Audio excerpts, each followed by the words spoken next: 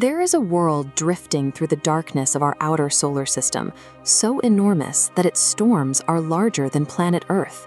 A volumetric model illustrates the scale. Jupiter outweighs every other planet combined by 2.5 times.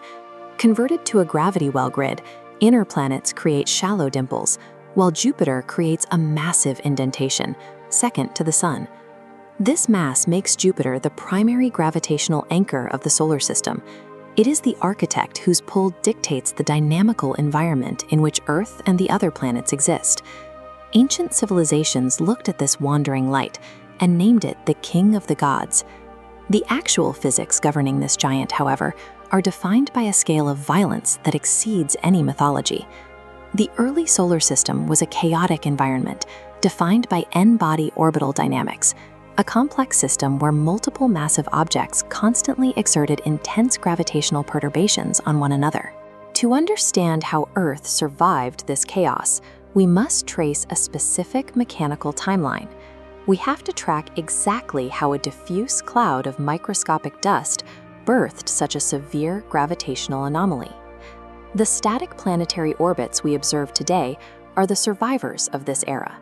Their current positions are the measurable result of the gravitational forces that defined the early solar system. 4.6 billion years ago, the space we now occupy was a massive, diffuse, and quiet molecular cloud of gas and microscopic dust drifting through the Milky Way. For eons, the inward pull of gravity was balanced by the outward pressure of the gas, a state known as hydrostatic equilibrium. Then, a localized disruption, such as a shockwave from a nearby dying star, washed over the cloud, forcing the nebula to collapse. Vector arrows indicate gravitational forces pulling material inward. As the cloud contracted, angular momentum forced it to accelerate, flattening into a vast protoplanetary disk. A color-coded temperature gradient at the center shows immense compression generating heat, spiking to ignite nuclear fusion. Our Sun was born. The ignition of the Sun started a ticking cosmic clock.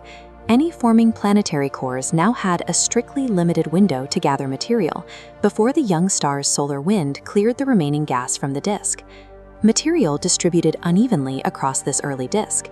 Heavier metallic elements coalesced into small rocky cores closer to the Sun, while lighter elements drifted outward to the colder regions. This cross-section tracks Jupiter's early formation.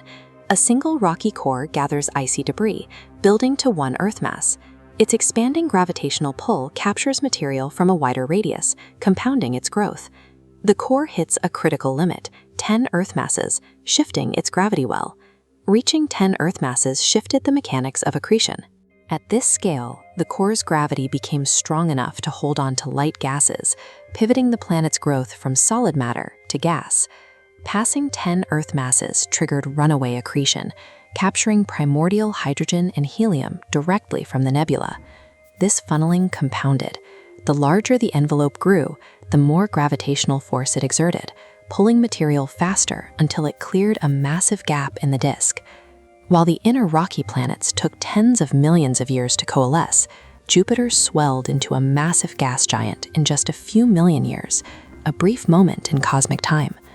Jupiter won the race against the newly ignited Sun. It locked in its atmosphere just before the stellar wind gained enough strength to blow the unattached gas out into deep space. The planet's current size is the direct result of winning this brief, violent race for primordial gas. Once Jupiter acquired this mass, its gravity began to perturb the orbits of every other object in the young solar system. This orbital map models Jupiter's dual influence. The shield mechanism is visible in blue. Incoming comets encounter Jupiter's gravity and are deflected outward. The destroyer mechanism is in red. Jupiter's resonances destabilize asteroid belt objects, sending them spiraling inward to bombard the inner planets. Jupiter was neither purely a protector nor a menace. Instead, it was the dynamical filter that dictated the violent history and eventual stability of our planetary neighborhood. Because Jupiter formed through runaway gas accretion, it never developed a solid surface. Descending into the planet means entering an environment defined by fluid dynamics. This graph tracks a descent through Jupiter's outer layers.